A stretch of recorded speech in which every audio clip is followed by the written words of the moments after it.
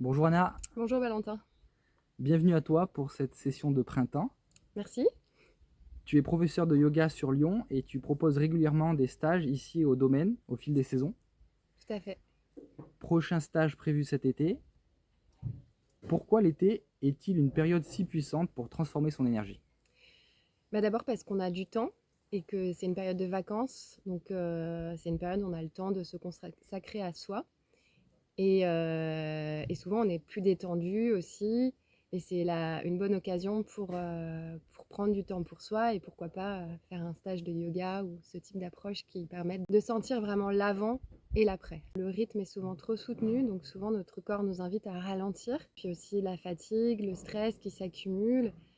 Le fait de ne pas être à l'écoute, ça nous coupe de nos besoins.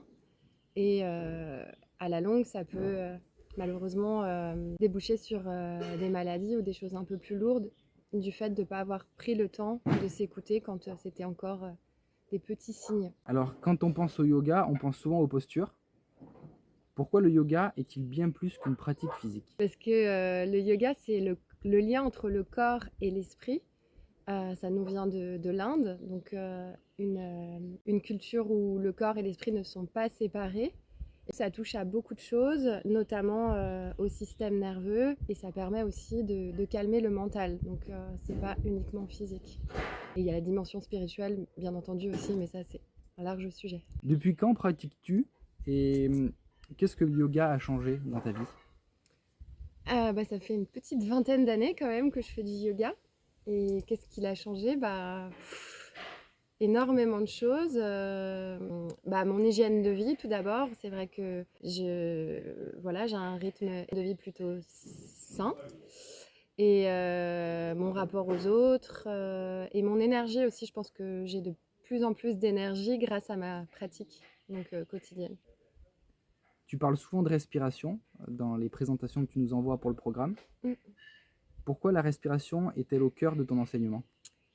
Parce que justement, la respiration, on peut considérer que c'est le lien entre le corps et l'esprit. Et que en agissant sur la respiration, on agit directement sur le bien-être physique, mental, émotionnel. Et c'est un outil vraiment magnifique pour pouvoir retrouver du bien-être au quotidien. Le lien corps-esprit te passionne. Est-ce que tu pourrais nous expliquer pourquoi? C'est-à-dire que on vit dans une société où souvent on est un petit peu, beaucoup même, dans notre tête et moins dans notre corps. C'est quelque chose qui peut être réparé. En restaurant ce lien entre le corps et l'esprit, ça nous permet d'être justement plus à l'écoute de nos besoins et moins dans la volonté et moins dans nos têtes, entre guillemets, dans notre mental. Donc tu travailles souvent avec les saisons, Oui, des sessions de printemps, d'été. Pourquoi travailler avec les saisons? parce que j'aime beaucoup l'idée de cycle et que les saisons fonctionnent selon un cycle, et l'idée de changement aussi, et l'idée aussi d'être relié à la nature et les saisons nous permettent de sentir ce lien du coup avec la nature qu'on a tendance à oublier, surtout quand on vit en ville. Et tu parles aussi d'éléments. Mm. Alors pour prendre un exemple, est-ce que tu pourrais nous expliquer ce que représente l'élément feu dans le stage d'été? Alors, l'élément feu dans le stage d'été, c'est l'élément qui est dominant à cette saison selon l'Ayurveda, donc la médecine traditionnelle indienne. Et il représente la transformation, le changement, un peu comme l'exemple qui peut être pris, c'est de venir faire cuire quelque chose, de changer l'état dans lequel il se trouve à la base. Et du coup, ce que j'aime beaucoup avec cet élément, c'est qu'il est associé à la région de la sangle abdominale, donc tout ce qui est centre. Et parfois, ça passe un petit peu par l'inconfort, parce que c'est des postures qui sont plus exigeantes au niveau physique. Mais au final, on peut vraiment sentir la différence entre l'avant, quand on arrive sur le tapis, et l'après pratique. Donc plus d'énergie, plus de présence et un sentiment de bien-être aussi qui peut naître de ce travail en lien avec l'élément du feu. Comment les éléments influencent-ils notre énergie et nos émotions? À nouveau, je me base sur l'Ayurveda en fonction des saisons, en fonction aussi de nos éléments présents. On est composé de différents éléments avec des dominantes. Ça influence notre équilibre. Par exemple, s'il y a trop de terre et d'eau, ça implique un état un petit peu de léthargie, manque d'énergie. S'il y a trop de feu, ça va être un état un peu hyperactif. Voilà, ce qu'on essaye de faire, c'est de les utiliser à travers les mouvements, mais aussi de manière plus large à travers l'alimentation, l'hygiène de vie, etc., pour rétablir ou renforcer un équilibre. J'ai lu dans ton programme que tu proposes d'alterner des pratiques dynamiques et des pratiques restauratives. Est-ce que tu pourrais m'expliquer en quoi ça consiste? Alors, en général, je propose plutôt effectivement des pratiques dynamiques le matin, qui s'y prêtent plus, parce qu'on a plus envie de bouger. Donc, ça sera plus du vinyasa avec des enchaînements plus rapides, associés à la respiration, des postures un peu plus exigeantes, un peu plus challengeantes pour se dépasser dans la limite des possibilités de chacun. Et la pratique restaurative, elle est plutôt associée au soir. Donc, c'est des postures qu'on tient. Et le but, là, c'est plutôt de s'adresser au système nerveux et de ramener un état de calme, de sérénité, de faire diminuer le niveau de stress et aussi d'intégrer ce qui a pu se faire dans les pratiques plus dynamiques. Donc, ça se complète plutôt bien. Est-ce que tu pourrais me présenter en quelque sorte le déroulé d'une journée? Oui. Est-ce que vous avez du temps libre? Oui, tout à fait. Alors, le matin, c'est plutôt une pratique dynamique, donc d'1 heure et demie. Après, il y a une petite pause. Après, il y a un temps de méditation, respiration en plein air si le temps le permet.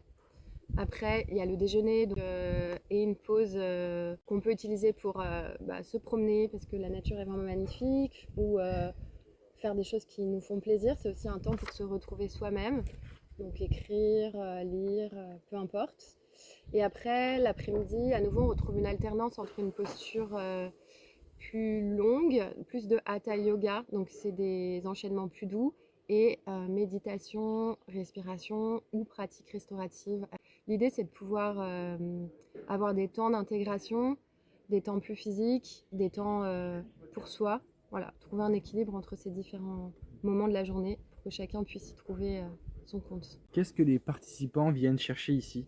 Et que trouvent-ils? Peut-être parfois sans s'y attendre. Je pense qu'il y a autant de participants que d'attentes variées, mais si on généralise, j'ai l'impression que les gens viennent surtout chercher à un moment où ils peuvent se reconnecter à eux-mêmes, souffler un peu, et puis découvrir pour ceux qui n'ont jamais fait de yoga, approfondir pour ceux qui en ont déjà fait. Après, ce qu'ils peuvent découvrir, c'est par exemple des postures ou des exercices qu'ils ne pensaient pas pouvoir faire et finalement qu'ils arrivent à faire. Et peut-être plus de clarté, plus d'outils à utiliser quand ils rentrent chez eux pour améliorer leur bien-être au quotidien. Nous sommes ici en pleine nature, au cœur du parc du Domaine. Et tu proposes aussi des cours à Lyon. Pourquoi pratiquer en pleine nature change complètement l'expérience? Le contact de la nature permet d'être plus conscient des différentes perceptions sensorielles. Donc ça fait appel aux différents sens, les sons, les odeurs, bien sûr tout ce qu'on peut voir autour de soi. Donc ça nous reconnecte à nos perceptions et ça permet aussi d'un point de vue énergétique de se nourrir de ce qu'on appelle dans la philosophie du yoga le prana, donc le souffle vital, donc de recevoir un peu plus de cette énergie vitale. Qu'est-ce qui se passe dans le corps et dans le mental après plusieurs jours d'immersion? Et c'est assez intéressant parce que après plusieurs jours d'immersion, ce qui se passe, c'est que au niveau physique, bon, il peut y avoir des petites courbatures, mais il y a aussi plus de souplesse. On se libère des tensions qui nous empêchent un petit peu d'aller dans le mouvement, donc plus de souplesse, plus d'aisance dans les postures. On se réapproprie petit à petit le corps et au niveau mental, au bout de plusieurs jours d'immersion, il y a moins de pensées parasites. On est plus disponible à soi-même, aux autres. Et du coup, il y a un état de calme, de réceptivité qui n'était pas forcément présent au tout début.